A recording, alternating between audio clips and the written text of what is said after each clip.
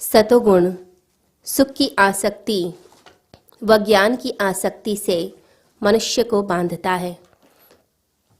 3 तरह के गुण प्रकृति में बताए गए हैं। ये तीनों गुण जो हैं यह मनुष्य को इस संसार से बांधते हैं।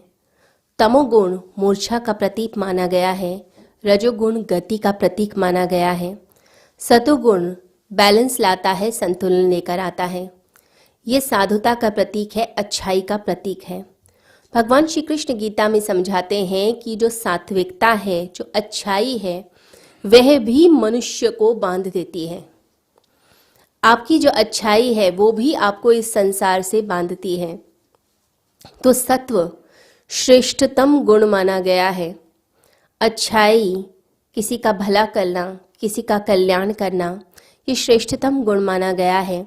ये आपको मुक्ति की तरफ लेकर जाता है, मोक्ष की तरफ लेकर जाता है, परंतु मुक्ति नहीं दिलाता।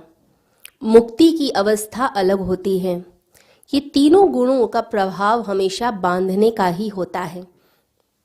तो जो सतोगुण है वो बांधता है, यानी कि जो सात्विक लोग हैं, जो अच्छे लोग हैं, जो आपकी अच्छाई है, वो भी आपको संसार से बांध देगी। आप संसार में ही रहेंगे, आप संसार से मुक्त नहीं हो सकते हैं।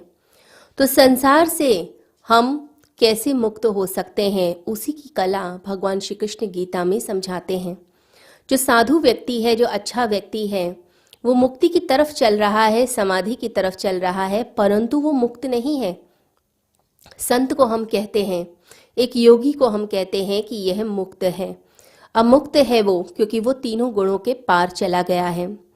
ना ही उसके अंदर तामसिकता, राजसिकता, ना ही सात्विकता है। वह गुणातीत अवस्था में चला जाता है, यानी कि तीनों गुणों के पार जाने की उसे कला आ जाती है।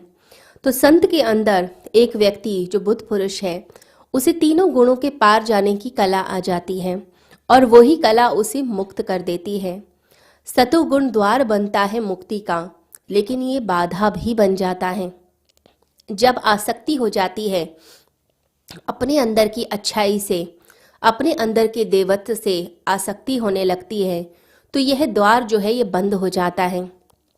यह द्वार ही बाधा बन जाता है।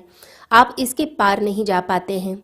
लोगों के अंदर अपनी अच्छाई का भी अहंकार आ जाता है। लोग कहते हैं हम बहुत अच्छे हैं, बहुत पवित्र हैं, हमारे अंदर बड़ा प्रेम है, हम दूसरों के लिए बहुत कुछ करते हैं, हमने इतना दान किया है, हमने इतनी धर्मशालाएं बनाई हैं, हमने इतने मंदिर बनाए हैं, हमने इतने लोगों का कल्याण किया है। तो यह भी एक प्रकार का अहंकार होता है जो मनुष्य के अंदर आ जाता है।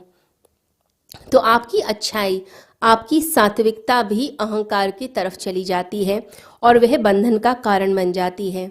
ये जो अहंमान्यता है, ये जो अहंकार है, ये आपको संसार से बांध कर रख देता है।